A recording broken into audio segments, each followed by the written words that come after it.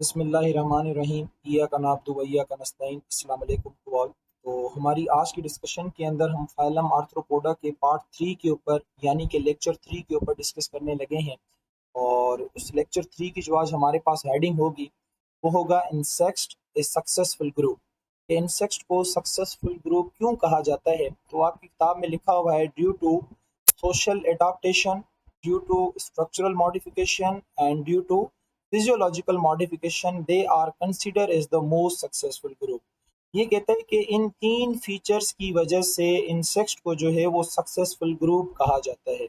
अब हम बारी बारी इनकी डिटेल देखते हैं कि आखिरकार इनके अंदर ऐसी क्या चीज़ें हैं जिनकी वजह से ये ज़मीन के इतना सक्सेसफुल ग्रुप कंसिडर किए जाते हैं। तो भाई सबसे पहले हमारे पास जो है वो है स्ट्रक्चरल मॉडिफिकेशन। देखो भाई इससे मुराद ये है कि इन्होंने अपने अंदर ऐसे स्ट्रक्चर अडॉप्ट किए हुए हैं जिनकी वजह से इनको हार्श इन्वायरमेंट के अंदर यानी कि जो ऐसा इन्वायरमेंट होता है जहाँ पे सर्वाइवल के चांसेस कम होते हैं वहाँ पे भी ये आसानी के साथ क्या कर जाते हैं, सर्वाइव कर जाते हैं। एक तो इनके पास वेल डेवलप इनका क्या होता है, ब्रेन होता है, जिसकी मदद से ये सेंसेशन वगैरह करते हैं, कोऑर्डिनेशन करते हैं। आपने पढ़ा होगा कि इनके पास एंटीनास वगैरह होते हैं जिनकी मदद से ये बाकायदे चीज़ों को सेंस करते हैं। इनके पास विंग्स होते हैं जो कि इनको बड़ा फेवर देते हैं कि एक इन्वायरमेंट से उसी वक्त जो इन्वायरमेंट इनके लिए फेवरेबल नहीं है उस इन्वायरमेंट से उसी वक्त उड़ के ये किसी दूसरे इन्वायरमेंट में चले जाते हैं। तो ये भी इसकी स्ट्रक्चरल क्या कहलाती है, मॉडिफिकेशन। इसके पास इसके सेंस ऑर्गन होते हैं, जैसे मैंने बताया कि एंटीना वगैरह होते हैं जिनकी मदद से ये चीज़ों को क्या करते हैं, सेंस करते हैं। इनके पास ज्वाइंटेड अपेंडेजेस होती हैं। देखो इनके पास टांगे तो होती हैं लेकिन उनके अंदर बहुत सारे ज्वाइंट्स पाए जाते हैं। और मैंने आपको ऑलरेडी बताया है कि ये अपेंडेजेस की मदद से ना तो सिर्फ भागते हैं, रनिंग करते हैं, बल्कि ये स्विमिंग भी करते हैं, ये फीडिंग भी करते हैं, ये रेस्पिरेशन भी करते हैं। तो ये सारी इनकी स्ट्रक्चरल मॉडिफिकेशन के अंदर आती हैं। आप लोगों ने पढ़ा था कि इनके मुख्तलिफ किस्मों के क्या होते हैं, माउथ पार्ट्स होते हैं। किसका स्पंजिंग था, किसका सैफनिंग था, किसका पार्सिंग था, किसका च्यूइंग था, किसका लैपिंग था। तो इनकी वजह से भी इनको क्या मिल जाता है, यानी जिस एनवायरनमेंट में जो इंसेक्ट जाता है वहां पे अपने आप को वो क्या कर लेता है, एडजस्ट कर लेता है। और लास्ट में अगर इनकी स्किन के ऊपर देखें तो आपको इनके ऊपर एक अदद स्केलेटन मिलता है जिसको एक्सो स्केलेटन कहा जाता है, यानी इनके ऊपर एक कवरिंग होती है जो इनको प्रोटेक्शन देती है, इनको सपोर्ट देती है। तो ये कुछ स्ट्रक्चरल मॉडिफिकेशंस हैं जो कि इनको जमीन के रहने के लिए इनको थोड़ा सा क्या बना देती हैं, सक्सेसफुल बना देती हैं। अच्छा, उसके बाद अगर हम किसकी बात करें, फिजियोलॉजिकल मॉडिफिकेशन की बात करें, तो तीन किस्मों की फिजियोलॉजिकल मॉडिफिकेशंस हैं जिनकी वजह से ये बहुत क्या हो गए हैं, सक्सेसफुल। एक तो इनके अंदर पाई जाती है मेटामॉर्फोसिस, जो मैं आपको डिटेल के अंदर बता चुका हूँ। अच्छा, किसी भी टाइम में ये रेस्टिंग स्टेज में जा सकते हैं। यानी कि मैंने आपको बताया था कि अगर एग ये देते हैं तो एग से क्या निकलता है, लार्वा।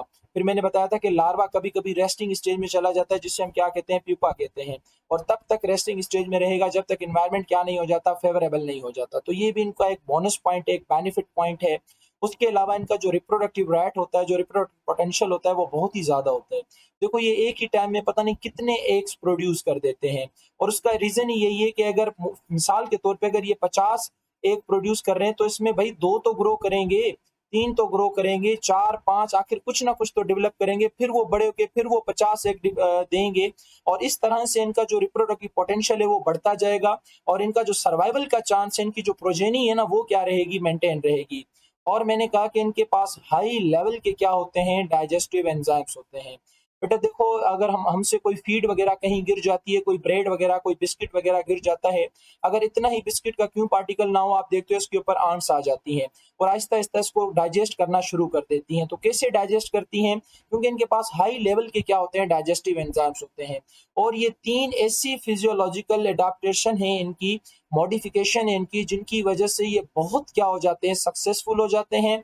और जितना ही इन्वायरमेंट खतरनाक एक्सट्रीम क्यों ना हो, उनके अंदर ये मजे से अपने आप को क्या कर जाते हैं, सर्वाइव कर जाते हैं। तो कहते हैं कि यही वो तीन फीचर्स हैं जिनकी वजह से इनके सर्वाइवल के चांस बढ़ जाते हैं, अगर चाहे इन्वायरमेंट भले जितना ही एक्सट्रीम क्यों ना हो। अच्छा, उसके बाद लास्ट हमारे पास सोशल एडाप्टेशन है। हमने सोशल इंसेक्ट्स पढ़े थे, अगर आप लोगों को याद हो, मैंने कहा था सोशल इंसेक्ट्स वो होते हैं जो कॉलोनी बना के रहते हैं, जैसे आंट्स या हनी बींग्स हो गई, लेकिन उनके अंदर डिवीजन ऑफ लेबर होती है, यानी कि हर कोई अपना खाता है, अपना रहता है। यानी कि ना तो कोई गैनिंग है, ना ही कोई शेयरिंग है। तो ऐसे इंसेक्ट्स को क्या कहा जाता है, सोशल इंसेक्ट्स कहा जाता है। और इनकी अडाप्टेशन को सोशल अडाप्टेशन कहा जाता है। आपने देखा होगा कभी कभी ये बड़े इंसेक्ट को या किसी बड़े एनिमल को 4-5 इंसेक्ट की कॉलोनी आती हैं और वो इसको यहाँ से ले जाती हैं और फिर फेवरेबल इन्वायरमेंट में जाके वहाँ पे उसको डाइजेस्ट करती हैं, खाती हैं, उससे अपनी न्यूट्रिशन लेती हैं। तो ये इनकी सोशल अडाप्टेशन होती हैं और इससे क्या होता है कि ये जिस एनवायरनमेंट के अंदर रह रहे हैं ना उसके अंदर अपने आप को अडॉप्ट कर लेते हैं, अपने सर्वाइवल के चांसेस को क्या कर देते हैं, बढ़ा देते हैं। कहता है social insects they live in coordination, ये कोऑर्डिनेशन में रहते हैं जिनकी वजह से इनकी अडॉप्टेबिलिटी के जो चांसेस है ना वो इंक्रीज हो जाते हैं और जिंदा रहने के सर्वाइवल के चांसेस भी क्या हो जाते हैं, इसके बढ़ जाते हैं। तो ये तीन इसकी कुछ ऐसी चीजें थी, तीन इसके कुछ ऐसे फीचर्स थे जिनकी वजह से इनको सक्सेसफुल ग्रुप कहा जाता है एनिमल का। मुझे उम्मीद है कि ये वाला टॉपिक आप लोगों को जरूर समझ आया होगा।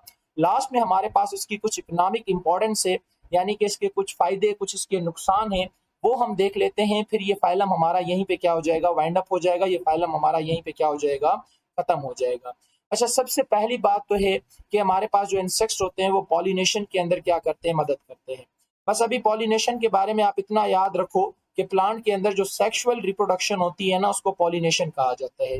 उसके अलावा ये कुछ प्लांट्स के ऊपर प्रीडेट्स करते हैं, प्लांट्स के जो पेस्ट होते हैं। मैंने आपको बताया कि हर वो ऑर्गेनाइज्म जो प्लांट को नुकसान पहुंचाएगा वो प्लांट का पेस्ट कहलाता है, लेकिन इस वक्त हम इंसेक्ट्स की बात कर रहे हैं तो वो इंसेक्ट्स जो प्लांट को नुकसान पहुंचाएंगे वो पेस्ट कहलाएंगे। तो देखो हमारे पास ये एक प्लांट है और इस प्लांट के ऊपर कोई इंसेक्ट आके इसको नुकसान पहुंचाता है, सही है। अगर कोई भी ऐसा इंसेक्ट जो इसको आके क्या करता है, नुकसान पहुंचाता है, लेकिन कोई हमारे पास ऐसा इंसेक्ट है जो इसका क्या है, नेचुरल एनिमी है, इसका नेचुरल क्या है, दुश्मन है, तो ये इंसेक्ट क्या करेगा, इस इंसेक्ट को खा जाएगा। नतीजे में ये प्लांट उस हमले से बच जाएगा। तो ये एक हमारे लिए क्या है, बेनिफिट है, ये हमारे लिए एक इंपॉर्टेंस है।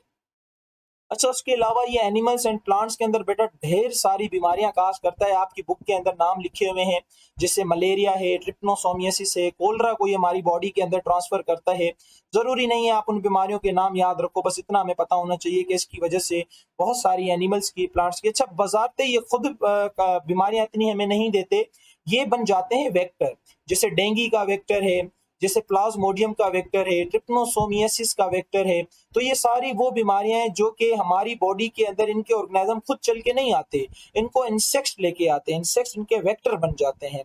अच्छा, उसके अलावा हम इसको फूड के तौर पे इस्तेमाल करते हैं, कुछ एनिमल इसको फूड के तौर पे इस्तेमाल करते हैं। अच्छा, आई मीन हमारे पास कुछ कार्निवर्स प्लांट होते हैं जो कि गोश्तखोर प्लांट होते हैं, जैसे आपका पिक्चर प्लांट है, आपने देखा होगा, वो भी इंसेक्ट्स को अपने अंदर ट्रैप करके अपने ढक्कन को बंद कर देता है और वो हमेशा के लिए इसकी फूड बन जाता है। और जितने भी सी फूड्स थे, आपने क्रस्टेशियंस देखे थे, वो ह्यूमंस इस्तेमाल करते हैं एज अ फूड के तौर पे। आपको पता है कि हम आर्टिफिशियल तौर पे भी हनी भी बना सकते हैं, शहद बना सकते हैं, और इस बनाने वाले अमल को कहा जाता है एपी कल्चर। और हमारे पास कुछ सिल्क वार्म्स होते हैं जिनकी मदद से हम सिल्क बनाते हैं, धागे बनाते हैं, इनको कहा जाता है सेरीकल्चर। और ये सवाल जो है कई बार आप लोगों की टेस्ट के अंदर पूछे गए हैं और बोर्ड के पेपरों में इसकी इकोनॉमिक इंपॉर्टेंस जो है वो बेटा पूछी जाती है। एक छोटा सा नोट आपकी किताब के अंदर लिखा हुआ है जो मैं आप लोगों के साथ शेयर करना चाहता हूँ। ये कहता है कि अगर लार्जेस्ट काइंड्स, डिफरेंट किस्म के एनिमल आपको देखने हैं तो आप फाइलम आर्थ्रोपोडा में चले जाओ। अगर लार्जेस्ट नंबर आपको देखने हैं तो आपको फाइलम नेमाटोडा में जाना पड़ेगा। ये एक इंपॉर्टेंट बात है जो आपने याद रखनी है। अच्छा देखो, अगर दुनिया के अंदर 100% एनिमल है ना, उन 100% एनिमल्स में से जो 80% स्पीशीज है ना, वो 80% स्पीशीज किसकी हैं, आर्थ्रोपोड्स की। और उन आर्थ्रोपोड्स में से भी 90% जो हमारे पास पाए जाते हैं ना, वो क्या पाए जाते हैं, इंसेक्ट्स पाए जाते हैं। तो बेटा ये फाइलम हमारा यहीं पे वाइंड अप होता है, इख्तिताम पजीर होता है। मुझे उम्मीद है कि ये वाला टॉपिक आप लोगों को जरूर समझ आया होगा। अब इस पूरे फाइलम से अगर आपको कहीं भी क्वेश्चन है तो आप कमेंट बॉक्स में आके मुझसे पूछ सकते हैं। तब तक के लिए अल्लाह हाफिज, अपना बहुत सारा ख्याल रखिए।